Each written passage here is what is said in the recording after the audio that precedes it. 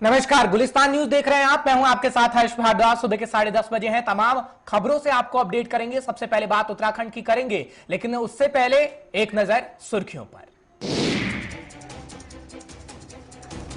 चार धाम यात्रा खोलने के आदेश को स्थगित कर दिया गया। कल आदेश किया गया था पारित, 3 जिलों के लिए खोला गया था चार धाम यात्रा।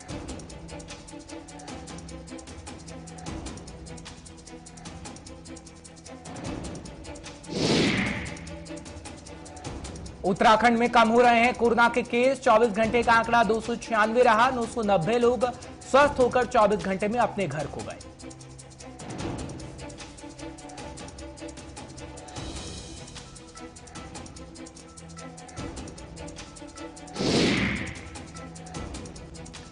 और पंजाब सरकार के खिलाफ आज शिरोमणि अकाली दल का हल्ला बोल। सुखबीर सिंह बादल पार्टी नेताओं के साथ करेंगे धरने का नेतृत्व।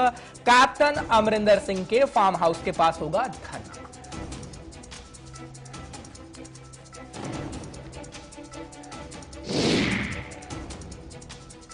चलिए बुलेटिन की शुरुआत करते हैं। बात करेंगे उत्तराखंड की, क्योंकि उत्तराखंड में कल एक आदेश पारित किया गया था, लेकिन अब उसे स्थगित कर दिया गया, वापस ले लिया गया है। बात चार धाम यात्रा की करेंगे, क्योंकि चार धाम यात्रा खोलने के आदेश को दरअसल स्थगित कर दिया गया है। बड़ी जानकारी आपको दे रहे हैं। उत्तराखंड सरकार ने 3 जिलों के लिए खोली थी चार धाम यात्रा, लेकिन वापस लिया गया है फैसले को। कल जारी कर दिया गया था आदेश। कल तकरीबन 3 से 4 बजे का वक्त था जब यह आदेश पारित किया गया, आदेश जारी कर दिया गया और इसमें 3 जिलों को रखा गया कि चार धाम की यात्रा शुरू हो चुकी है, लेकिन फिलहाल अब उसे स्थगित कर दिया गया है। और ये जानकारी मिल रही है, कहा जा रहा है कि कोरोना के मामलों को देखते हुए ये फैसला लिया गया है, क्योंकि कोविड कर्फ्यू को जिस तरीके से बढ़ाया गया, अब कोविड कर्फ्यू को जब बढ़ाया गया था तो चार धाम यात्रा क्या सुचारू रूप से हो सकती थी, ये बड़ा सवाल सामने निकल कर आ रहा था, जिसको देखते हुए बड़ा फैसला लिया गया है। बड़ी जानकारी आपको उत्तराखंड से दे रहे हैं कि चार धाम यात्रा को स्थगित कर दिया गया है। बड़ी खबर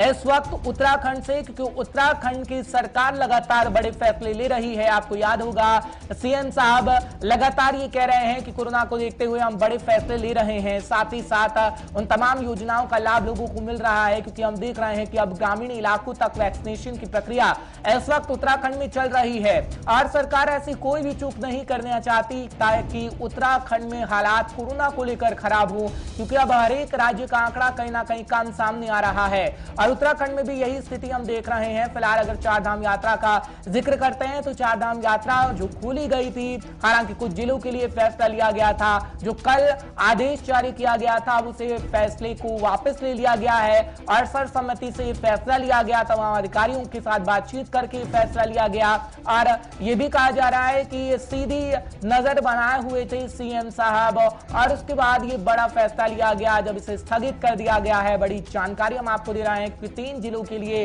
ये चार धाम यात्रा खोली गई थी।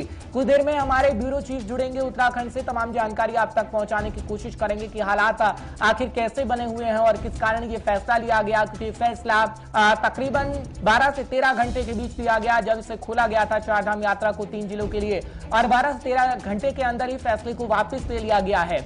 आखिर वजह क्या रही है वो जानने की हम पूरी कोशिश करेंगे और सटीक जानकारी आप तक पहुंचाएंगे कि स्थिति आखिर कैसी रही है। धीरेन्द्र प्रताप सिंह हमारे साथ जुड़ रहे हैं, ब्यूरो चीफ उत्तराखंड, तमाम जानकारी पहुंचाने की आप तक पूरी कोशिश करेंगे। बहुत बहुत शुक्रिया धीरेन्द्र हमारे साथ जुड़ने के लिए। सुबह सवेरे केदारनाथ का जब हम जिक्र करते हैं, चार धाम यात्रा का जब जिक्र करते हैं तो फैसला लिया गया 3 जिलों के लिए, लेकिन कुछ ही वक्त में ये फैसला वापस ले लिया गया।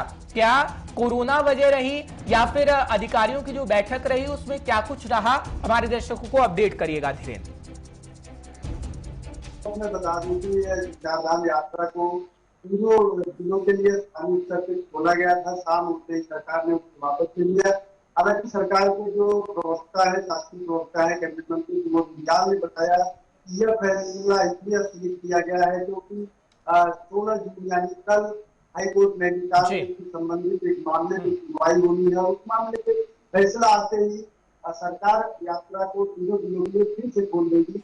हालांकि ये सरकार का पक्ष है, लेकिन जो लोगों का आंदोलन है तो हम लोगों को सूचनाएं मिल रही, शायद जो अधिकारियों की बैठक हुई, जो समीक्षा की गई, तो कहा गया कि अभी शायद यात्रा खोलना बहुत जल्दबाजी भरा कदम हो सकता है और एक बार फिर से कोरोना की रफ्तार बढ़ सकती है। उसको देखते हुए शायद ये फैसला स्थगित किया गया है, क्योंकि आपको बता दें कि पिछले साल भी जब उत्तराखंड चार धाम देवस्थानम बोर्ड जी उसने पहले स्थानीय स्तर पे लोगों के लिए यात्रा खोली थी, प्रदेश स्तर पे बाद में पुलिस के लिए। इस बार भी चार धाम देवस्थानम बोर्ड ने पहले स्थानीय स्तर पे यात्रा को खोलने का प्रस्ताव दिया है सरकार के बाद। अगर ठीक रहा तो पूरे राज्य के लिए, और कोरोना कोरोना की जो रफ्तार है वो थमती है, कोरोना मामलों पे काबू नियंत्रण होता है, तो पूरे देश के लिए यात्रा खोली जा सकती है। इस पर अभी व्यापक विचार विमर्श सरकार द्वारा किया जा रहा है। बिल्कुल। लेकिन धीरेन्द्र जी इस बात की भी जानकारी दीजिएगा, क्योंकि जब हम जिक्र करते हैं, आप भी कल जानकारी दे रहे थे कि देवस्थानम बोर्ड को लेकर किस तरीके से पुजारी इस वक्त धरना प्रदर्शन भी कर रहे हैं। क्या एक वजह यह भी हो सकती है क्या, क्योंकि कोरोना के मामले को देखते हुए तो कोविड कर्फ्यू को बढ़ाने का फैसला लिया गया, लेकिन उस बीच ये खबर आई कि नहीं, 3 जिलों के लिए हम चारधाम यात्रा को खोल रहे हैं। जब कोविड कर्फ्यू को बढ़ाने का फैसला लिया गया था तो चारधाम यात्रा को खोलने का क्यों फैसला लिया गया, अब उसे अचानक बंद कर दिया गया? हाँ सही बात है, कोरोना के मामले अब कम जरूर हो रहे हैं, लेकिन सावधानी सतर्कता बरतनी होगी। लेकिन क्या दूसरी वजह भी हो सकती है धीरेन्द्र जी? अब बिल्कुल देखिए, आप जिस तरह से देवस्थानम बोर्ड के लोग देवस्थानम बोर्ड का विरोध कर रहे हैं, जो पंडित पुजारी और हर हकूकधारी हैं, जो कि अभी तक चारधाम यात्रा का प्रबंधन देखते रहे हैं, उससे जुड़े हुए जो व्यापारिक संगठन है, उनका कहना है कि देवस्थानम बोर्ड जो है वह धार्मिक मामलों के अनावश्यक है, तो लेकर के आपने देखा ही होगा कि लगातार विरोध चल रहा है। उसके पीछे एक वजह ये भी हो सकती है, क्योंकि त्रिवेंद्र सिंह रावत ने बोर्ड का गठन किया था, उसका व्यापक विरोध हुआ था। जब वो हट गए, नए मुख्यमंत्री आए, तो लोगों की उम्मीद लगी कि शायद ये मुख्यमंत्री इस पर पुनर्विचार करें और उसको समाप्त कर दे या स्थगित कर दे, लेकिन वर्तमान मुख्यमंत्री ने भी उसको बनाए रखा है, बल्कि अभी कुछ सदस्यों की नियुक्ति की गई है, जिसमें जो अनंत अंबानी है, अंबानी उनका भी नाम डाला गया है। तो इस तरह से देखें तो हो सकता है इसके पीछे एक कारण ये भी हो, क्योंकि वहाँ चारों धामों में तो व्यापक विरोध हो रहा है। शायद ये हो सकता है कि सरकार ने जो अधिकृत अपना पक्ष, अपना बयान दिया है, वह हाईकोर्ट नैनीताल में लंबित को ही दिया है, कल सुनवाई होगी। जी धीरेन्द्र, आप हमारे साथ बने रहिएगा। एक और खबर से अपडेट हम अपने दर्शकों को कर देते हैं। बात कोरोना के कहर की कर लेते हैं, आंकड़ा आपको बता देते हैं, क्योंकि जिक्र कोरोना का ही हो रहा था जब चारधाम यात्रा का हम जिक्र कर रहे हैं। फिलहाल आंकड़ा आपको बताएंगे जो स्वास्थ्य मंत्रालय की तरफ से जारी किया गया है। उत्तराखंड में कोरोना के 296 नए मामले सामने आए हैं 24 घंटे का जब जिक्र करते हैं। 990 संक्रमित मरीज स्वस्थ होकर अपने घर को भी जा चुके हैं। ये 24 घंटे का आंकड़ा है, और 24 घंटे में बेहद कम यानी 12 लोगों की मौत उत्तराखंड के अंदर हुई है। उत्तराखंड की जानकारी आपको दे रहे हैं कोरोना के मामलों को लेकर, खासकर क्योंकि उत्तराखंड में कोरोना की दूसरी लहर अब थमने लगी है। मामले बेहद कम सामने आने लगे हैं, जिसकी जानकारी हम आप तक पहुंचा रहे हैं कि स्थिति आखिर उत्तराखंड में कैसी बनी हुई है। फिलहाल ये स्वास्थ्य मंत्रालय का आंकड़ा कहता है, जो हर रोज जारी किया जाता है, उससे हम आपको अपडेट कराएं कि उत्तराखंड में आखिर स्थिति कैसी बनी हुई है। फिलहाल ब्यूरो चीफ उत्तराखंड इस वक्त लगातार हमारे साथ बने हुए हैं धीरेन्द्र, तमाम जानकारी आप तक पहुंचाएंगे। जी धीरेन्द्र, जानकारी दीजिएगा कि कोरोना का आंकड़ा बेहद कम है, खासकर जो परिस्थितियां हम हरिद्वार के अंदर देख रहे थे, देहरादून के अंदर देख रहे थे, पहाड़ी इलाकों का जिक्र करें तो चमोली है, वहां पर देख रहे थे कि कोरोना के मामले बड़ी तेजी से बढ़ रहे थे, लेकिन कम हो रहे हैं। अब क्या वैक्सीनेशन की प्रक्रिया इस वक्त है, क्योंकि सबसे बड़ा हथियार वैक्सीन ही है।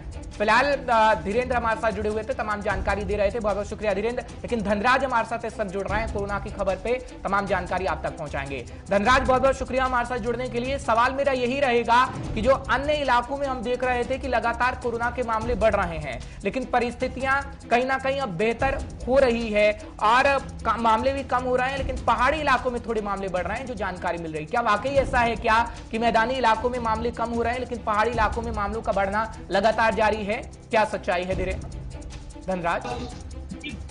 बिल्कुल, आपको बता दूं जिस तरीके से लगातार कोरोना के मामले उत्तराखंड में काफी बढ़ चुके थे, लेकिन अब जिस तरीके के मामले बिल्कुल कम हो चुके हैं कि 3 डिजिट में अब कोरोना के मामले आ रहे हैं। जिस तरीके से सरकार ने भी कहा था कि जब 3 डिजिट कोरोना के मामलों की हो जाएगी तो कहीं ना कहीं अनलॉक की तरफ उत्तराखंड जरूर बढ़ेगा, लेकिन अभी भी एहतियात के तौर पर भले ही कोरोना के मामले कम हो रहे हो, यदि हाल ही की बात करें तो कल 296 मामले पूरे उत्तराखंड में निकलकर सामने आए थे, लेकिन 12 लोगों की मौत भी इसमें देखने को मिली थी। लेकिन कहीं ना कहीं एक चिंता का विषय जरूर है कि 12 लोगों की मौत भी एक चिंता का विषय जरूर कहा जा सकता है। लेकिन जिस तरीके से सरकार लगातार सतर्क नजर आ रही है कि जो लॉकडाउन था यानी कि कोरोना कर्फ्यू, उसको आगे बढ़ा दिया गया है। 22 जून तक उस कोरोना कर्फ्यू को कर दिया गया है। साथ ही उसमें 3 दिन जो परचून की दुकानें हैं उनको खोलने का निर्देश सरकार ने दिया है। जी बिल्कुल जी धनराज, इस बात की भी जानकारी दीजिएगा क्योंकि जो हम जिक्र कर रहे हैं ना, क्योंकि सरकार बेहद अच्छा काम कर रही है, क्योंकि ग्रामीण इलाकों से जो तस्वीरें हमारे पास आ रही हैं वो स्वास्थ्य विभाग की टीमों की हैं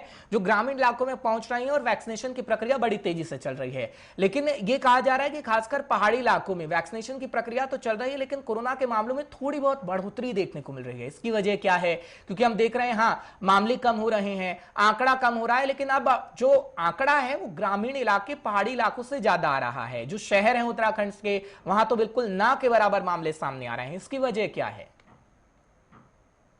जाए कि ग्रामीण क्षेत्रों में मामले बढ़ रहे हैं या पहाड़ी क्षेत्रों में भी मामले बढ़ रहे हैं, लेकिन कहीं ना कहीं शहरों की जो बात करें तो शहरों में मामले कम होते नजर आ रहे हैं। तो इसका कहीं ना कहीं ये कारण माना जा सकता है कि जो एक सतर्कता लोगों के अंदर, जागरूकता की बात की जाए तो जागरूकता गांव के अंदर नहीं है, और सरकार अपनी तरफ से पूरे प्रयास कर रही है कि वो जागरूकता गांवों तक पहुंचाई जाए, कि मास्क का प्रयोग किया जाए, सैनिटाइजर का प्रयोग किया जाए, साथ ही सोशल डिस्टेंसिंग का प्रयोग किया जाए। क्योंकि हमने देखा है कि शहरों में तो जरूर लोग जागरूक हैं, लेकिन गांवों तक वो जागरूकता नहीं पहुंच पाती है, जिसका कारण बड़ा कारण ये भी माना जा सकता है। और साथ ही वैक्सीनेशन को लेकर भी कहा जा सकता है कि जिस तरीके से शहरों में वैक्सीनेशन का कार्य जोरों पर किया गया, लेकिन ग्रामीण क्षेत्रों में उस तरीके का वैक्सीनेशन नहीं हो पाया है कि जिस तरीके से वैक्सीनेशन होना चाहिए था। तो कहीं ना कहीं ये भी कारण माना जा सकता है कि जो वैक्सीनेशन है वो ग्रामीण क्षेत्रों में और पहाड़ी क्षेत्रों में कम पहुंची है और कम वैक्सीन लोगों को लगी है।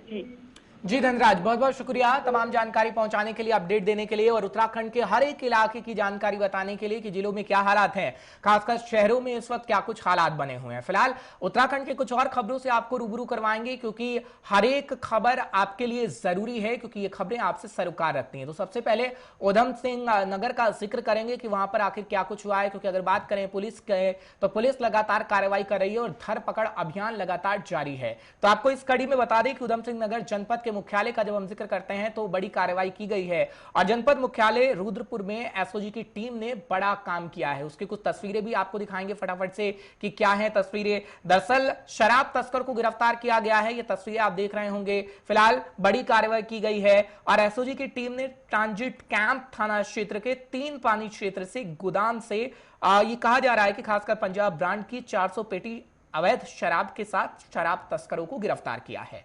पुलिस बेहद अच्छा काम कर रही है, क्योंकि गिरफ्तारियां अब हो रही हैं, धरपकड़ लगातार की जा रही है उत्तराखंड के अंदर। जो जानकारी इस वक्त मिल रही है, दरअसल आरोपी के खिलाफ आबकारी अधिनियम के तहत मुकदमा दर्ज कर लिया गया है और कोर्ट में पेश भी किया जा रहा है। फिलहाल तस्वीरें आपके सामने हैं, धरपकड़ अभियान लगातार जारी है, क्योंकि कई इलाकों से ऐसी खबरें आ रही थी कि अवैध शराब बिक रही है और उसको लेकर मुखबिर से सूचना जब मिली तो एक गोदाम से शराब पकड़ी गई है। तकरीबन 400 पेटी ये शराब बताई जाती है। फिलहाल क्या कुछ कहा जा रहा है इस बारे में वो भी आप सुनेगा।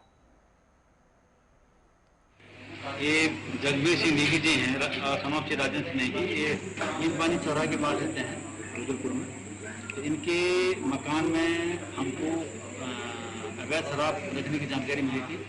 हमारी एसओजी वहाँ पर गई और जब हमने तलाश किया उसका तो जानकारी मिली कि वहाँ पर 400 पेटी पंजाब मार्केट अलग अलग ब्रांड के हैं। इसमें आपका लंदन स्ट्रीट भी है, ओल्ड रम भी है, वाइल्ड बीस्ट विस्की है, क्वीन नाइट विस्की है, विस्की रम, कुल मिला के 400 पेटी हमने बरामद किए वहाँ से। पंजाब मार्केट इसमें मैंने बताया। इसमें जिस व्यक्ति ने वहाँ किराया लिया था उसका नाम शिवांग चौधरी है, उर्फ डब्बू, उसको हमने अरेस्ट कर लिया। ये मुरादाबाद का रहने वाला है और इस अभियुक्त के विरुद्ध जो है सुसंगत धाराओं में मामला पंजीकृत कर लिया गया, इसकी रेटिंग हो गई है और इसमें तो लगातार गिरफ्तारियां हो रही हैं, जानकारी आपको दे रहा है, लेकिन अब वाहन चोरों को भी पुलिस ने गिरफ्तार किया है। उसकी जानकारी भी फटाफट से आपको दे देते हैं, क्योंकि पुलिस लगातार धरपकड़ अभियान चला रही है। और आप तस्वीरें देख पा रहे होंगे कि किस तरीके से गिरफ्तार किया गया है। आपको पूरी जानकारी देते हैं कि 3 बदमाश पुलिस को चकमा देकर मौके से फरार बताए जाते हैं। फिलहाल 5 सदस्यों को गिरफ्तार कर लिया गया है। टोटल अगर बात करें कुल लोगों की तो तकरीबन 8 लोग बताए जाते हैं। फिलहाल पुलिस ने आरोपियों के कब्जे से मौके से 4 बाइकें बरामद की हैं। बाद में उन्हीं की निशानदेही पर एक खंडर से 8 अन्य बाइकें भी बरामद की गई हैं। दरअसल एसएसपी की तरफ से ये जानकारी दी गई है, जो हम आपको बताने की कोशिश कर रहे हैं। और पूछताछ में आरोपियों ने बताया कि वे वाहन चोर गिरोह के सदस्य हैं और जो बाइकें उनके पास हैं वे भी चोरी की हैं। आरोपियों की निशानदेही पर पुलिस ने लंढौरा मार्ग स्थित एक खंडर से चोरी की 8 बाइकें और बरामद कर ली हैं। उसमें जो है कल हमें एक बहुत अच्छा सफलता मिली है। इससे जो है हमने 5 अभियुक्त को गिरफ्तार किया है। एक शादाब, आकाश, अमन खान, विपिन और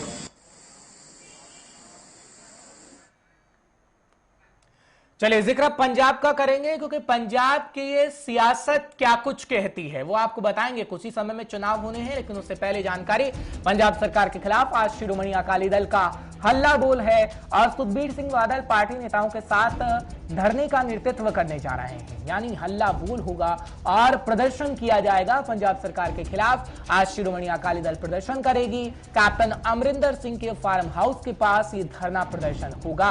बड़ी जानकारी आपको पंजाब से देने की कोशिश कर रहे हैं कि पंजाब में इस वक्त स्थितियां क्या बनी हुई है। हमारे सीनियर साथी जुड़ेंगे थोड़ी देर में, तो आपको बताएंगे कि स्थितियां आखिर क्या है पंजाब के अंदर, खासकर क्योंकि इस वक्त विपक्ष हावी सरकार पर होता हुआ नजर आ रहा है। हाल ही में चुनाव होने हैं, लेकिन चुनाव से पहले ये स्थितियां हमेशा से रही हैं।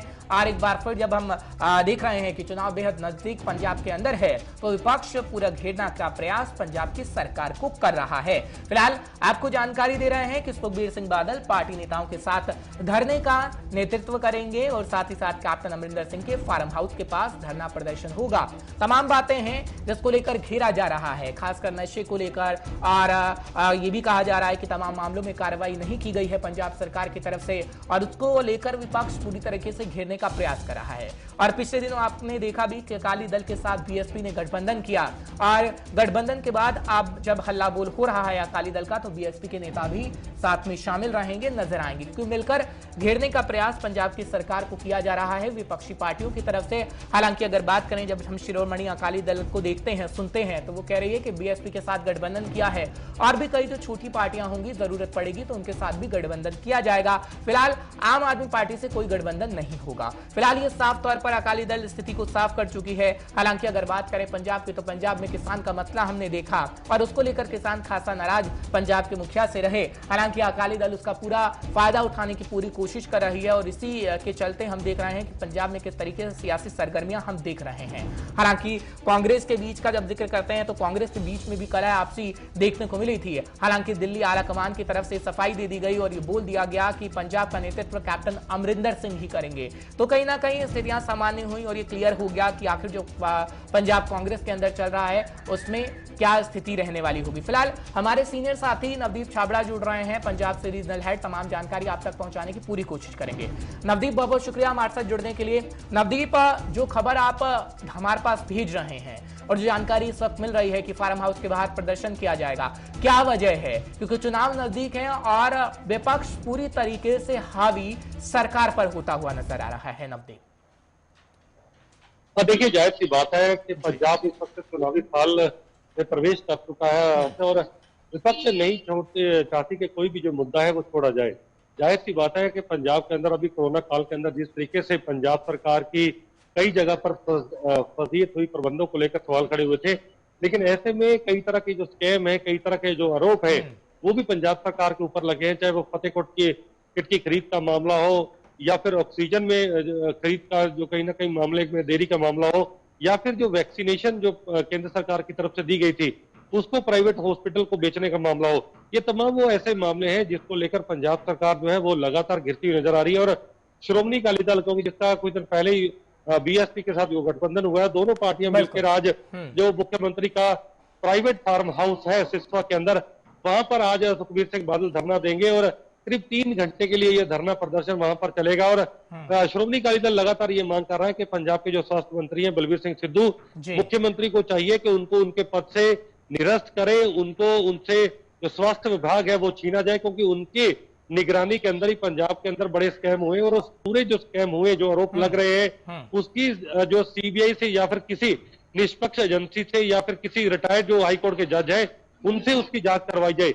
ये लगातार डिमांड जो है वो श्रोमणी अकाली दल की तरफ से की जा रही है। तो फिलहाल हम ये कह सकते हैं कि चुनावी साल के अंदर जहां पर सरकार को चाहिए था कि वो अपने कामकाज के अंदर सुधार लाती, तो ऐसे में जो सवाल खड़े हो रहे हैं सरकार के ऊपर, उससे कहीं ना कहीं हम ये कह सकते हैं कि सरकार की छवि पर जरूर बुरा असर पड़ रहा है हर पंजाब। लेकिन नवदीप, अगर हम अकाली दल का जिक्र करते हैं तो अकाली दल की इस वक्त क्या भूमिका रहने वाली होगी? क्योंकि हमने देखा कि तरीके से अकाली दल ये कह रही है कि हम किसी भी छोटे छोटे दल से भी गठबंधन करने को तैयार हैं, क्योंकि हम पंजाब के लोगों का भला चाहते हैं। वाकई हम देखेंगे कि आगे आने वाले समय में क्या परिस्थितियां रहेंगी जैसे जैसे समय बीतेगा। पर क्या वाकई अकाली दल उस भूमिका में है कि आगे आने वाले समय में उसकी स्थिति मजबूत होगी और परिस्थितियां बदल जाएंगी? क्योंकि अभी तो कांग्रेस के खेमे में है तमाम लोगों का हम जिक्र करते हैं और हमने देखा दिल्ली से पंजाब तक की सियासत किस तरीके से अभी चल रही है, लेकिन अकाली दल की क्या भूमिका इस वक्त हम देखते हैं, क्योंकि मुद्दे कई हैं पंजाब के अंदर।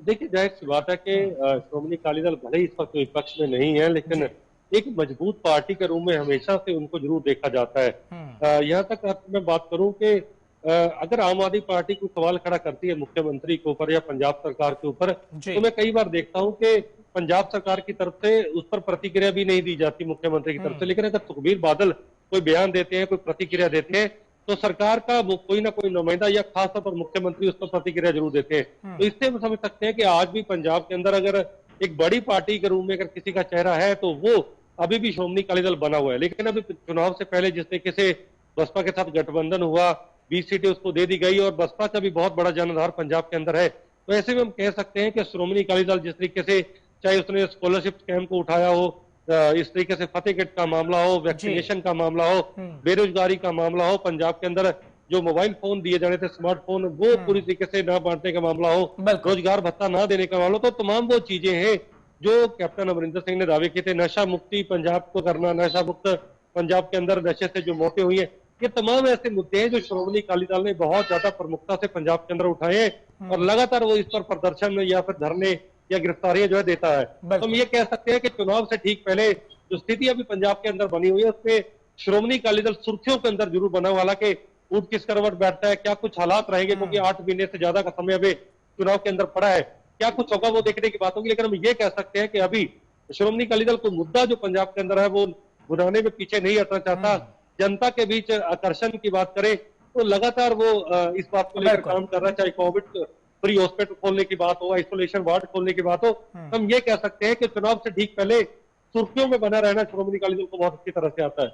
चलिए, बहुत बहुत शुक्रिया नवदीप, आप नजर बनाए रखिएगा, आपसे समय समय पर जानकारी लेते रहेंगे। तो पंजाब से पूरी जानकारी दे रहे थे हमारे सीनियर साथी। फिलहाल एक ब्रेक का वक्त हो चला है, ब्रेक के उस पार खबरों का सिलसिला बरकरार रहेगा। आप देखते रहिए गुलिस्तान न्यूज।